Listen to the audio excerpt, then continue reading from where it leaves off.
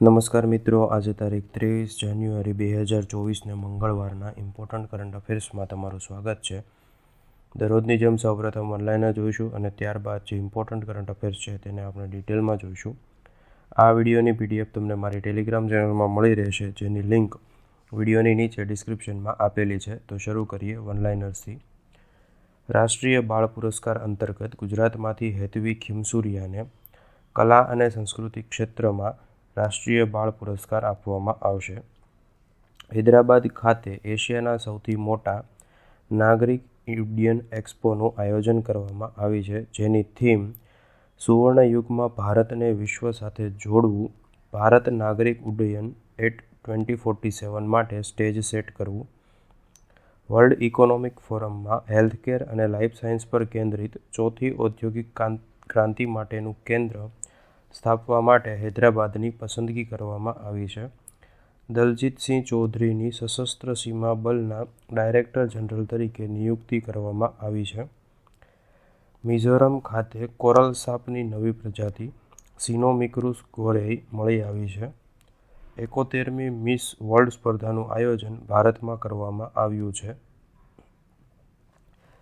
કેરળના ઔષધ નિયંત્રણ વિભાગે રાજ્યમાં એન્ટીબાયોટિક્સના વધુ પડતા વપરાશને રોકવા માટે ઓપરેશન અમૃત એટલે કે antimicrobial resistant intervention for total health શરૂ કરવામાં આવ્યું છે.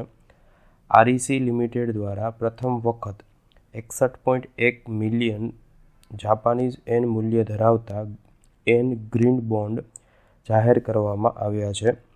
પ્રજાસત્તાક દિવસે કર્તવ્ય પથ પર રજૂ થનારી ગુજરાતની ઝાંખીમાં વૈશ્વિક પ્રવાસન કેન્દ્ર બનેલા ધોરડો ગ્રામની સંસ્કૃતિ દર્શાવવામાં આવશે. ભારતના માનસિંહે એશિયન મેરેથોન ચેમ્પિયનશિપ 2024માં સુવર્ણ ચંદ્રક જીત્યો છે, જેનું આયોજન હોંગકોંગ ખાતે કરવામાં આવ્યું હતું. સમાચારમાં રહેલ શ્રી કામત-ચિયમ્મન મંદિર તમિલનાડુમાં આવેલું છે. સંયુક્ત રાષ્ટ્ર મહાસભાના પ્રમુખ ડેનિસ ફ્રાન્સિસ ભારતની 5 દિવસની મુલાકાતે આવ્યા છે. ઉન્નત કનેક્ટિવિટી માટે AN32 કુરિયર સેવાનું કારગિલ ખાતે ઉદ્ઘાટન કરવામાં આવ્યું છે. સમાચારમાં રહેલ ઇમોઇનું ઇરાતાપા ઉત્સવ અને ગાન નગાઈ ઉત્સવ એ મણિપુર સાથે સંકળાયેલા છે, જેમાં ઇમોઇન ઇરાતાપા ઉત્સવ મિતેઈ સમુદાય દ્વારા મનાવવામાં આવે છે અને ગાન નગાઈ ઉત્સવ એ જેલિયા રોંગ સમુદાય દ્વારા ઉજવવામાં આવે છે. દુબઈ ખાતે વૈશ્વિક ભારત ઉત્સવનું આયોજન કરવામાં આવ્યું હતું. ભારત ઇજિપ્ત સંયુક્ત વિશેષ દળોના અભ્યાસ ચક્રવાતની બીજી આવૃત્તિનું આયોજન ઇજિપ્ત ખાતે કરવામાં આવ્યું છે. ભારતીય કિર્ગિસ્તાન સંયુક્ત વિશેષ દળોની કવાયત ખંજરનું આયોજન હિમાચલ પ્રદેશમાં કરવામાં આવ્યું છે. આ સાથે આજના ઓનલાઇનર્સ પૂર્ણ થયા. હવે જે ઇમ્પોર્ટન્ટ કરંટ અફેર્સ છે તેને આપણે ડિટેલમાં જોઈશું. તો પહેલું છે પ્રજાસત્તાક દિને કર્તવ્ય પથ પરેડમાં ગુજરાત.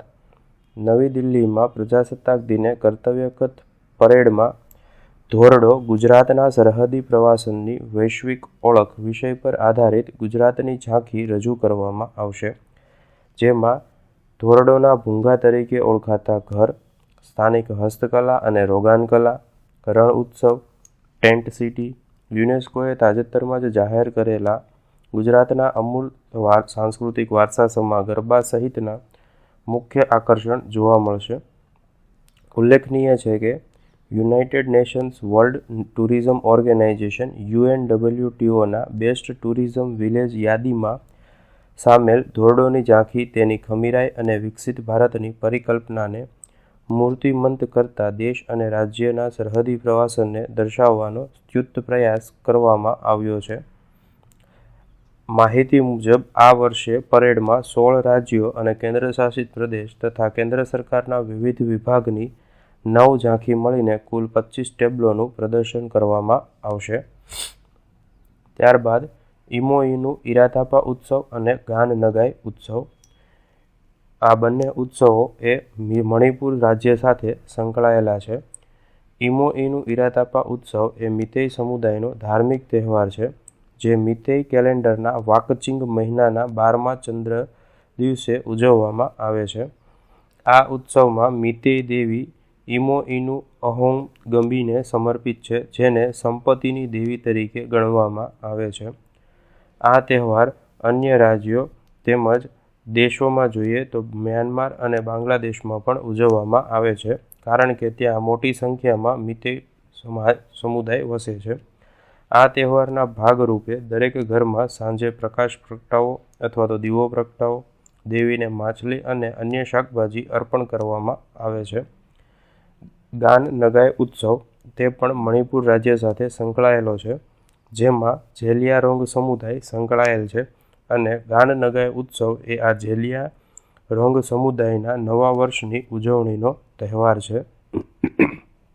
ત્યારબાદ હૈદરાબાદમાં C4IR ની સ્થાપના માટે કરાર. C4IR એટલે કે centre for fourth industrial revolution, જેનું વર્લ્ડ ઇકોનોમિક ફોરમમાં હેલ્થકેર અને લાઇફ સાયન્સ પર કેન્દ્રિત ચોથી C4IR સ્થાપવા માટે હૈદરાબાદની પસંદગી કરવામાં આવી હતી. C4IR એ તેલંગાણાની એક સ્વાયત્ત અને બિનલાભકારી સંસ્થા હશે. તે ભારતનું એકમાત્ર એવું વર્લ્ડ ઇકોનોમિક ફોરમ કેન્દ્ર હશે જેમાં આરોગ્ય સંભાળ અને લાઇફ સાયન્સના વિષયો પર ધ્યાન કેન્દ્રિત કરવામાં આવશે. વર્લ્ડ ઇકોનોમિક ફોરમમાં મેનેજિંગ ડિરેક્ટર જેરેમી જર્જન્સ અને તેલંગાણા લાઇફ સાયન્સ ફાઉન્ડેશનના CEO શક્તિ નાગપ્પને આ કેન્દ્રની સ્થાપના માટે કરાર પર હસ્તાક્ષર કર્યા હતા. તેલંગાણાને એશિયામાં લાઇફ સાયન્સના હોટસ્પોટ તરીકે ગણવામાં આવે છે, કારણ કે વૈશ્વિક રસી ઉત્પાદનનો 1/3 હિસ્સો તેલંગાણા દ્વારા ઉત્પાદિત કરવામાં આવે છે, તેથી તે વિશ્વનું વૈશ્વિક કેપિટલ પણ કહેવાય છે. આ ઉપરાંત ભારતના ફાર્માસ્યુટિકલ ક્ષેત્રમાં ઉત્પાદનમાં તેલંગાણાનો ફાળો લગભગ 35% છે. C4IR તેલંગાણા WEFના ચોથી ઔદ્યોગિક ક્રાંતિ નેટવર્કમાં જોડાનાર 18મું કેન્દ્ર હશે અને આ નેટવર્ક 4 ખંડોમાં ફેલાયેલું છે. ત્યારબાદ કોરલ સાપની નવી પ્રજાતિ સિનોમિક્રુસ ગોરેઈ. મિઝોરમ યુનિવર્સિટીના પ્રાણીશાસ્ત્ર વિભાગના સંશોધકોએ મિઝોરમ રાજ્યમાં કોરલ સાપની નવી પ્રજાતિ શોધી છે, જેને બ્રિટિશ ભારતના ડોક્ટર ગોરના નામ પરથી તેનું નામ સિનોમિકરુસ ગોરેઈ નાખવામાં આવ્યું છે.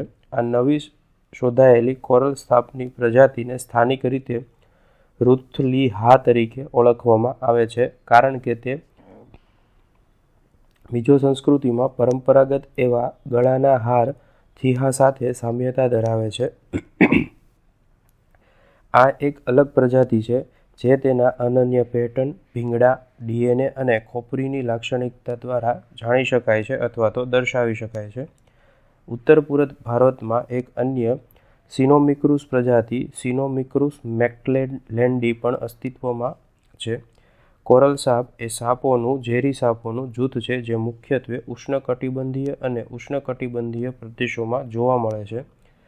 સિનોમિક્રુસ ગોરે વિશે જોઈએ તો તેનું કુટુંબ એલેપિડે, ઉપકુટુંબ એલાપિને, જીનસ મિરક્રુસસ અથવા તો મિરક્રુડોઇસ. એનો રહેઠાણ વિસ્તાર વરસાદી જંગલો, રણ અને ઝાડી ઝાંખરા સહિતના વિવિધ વસવાટો છે. તેની લાક્ષણિકતામાં જોઈએ તો સરળ ભીંગડા સાથે વિસ્તૃત અને પાતળું શરીર ધરાવે છે.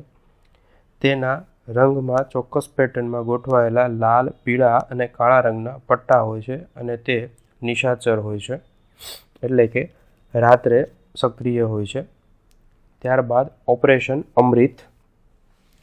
તાજેતરમાં કેરળના ઔષધ નિયંત્રણ વિભાગે રાજ્યમાં એન્ટીબાયોટિક્સના વધુ પડતા ઉપયોગને રોકવા માટે ઓપરેશન અમૃત શરૂ કરવામાં આવ્યું છે.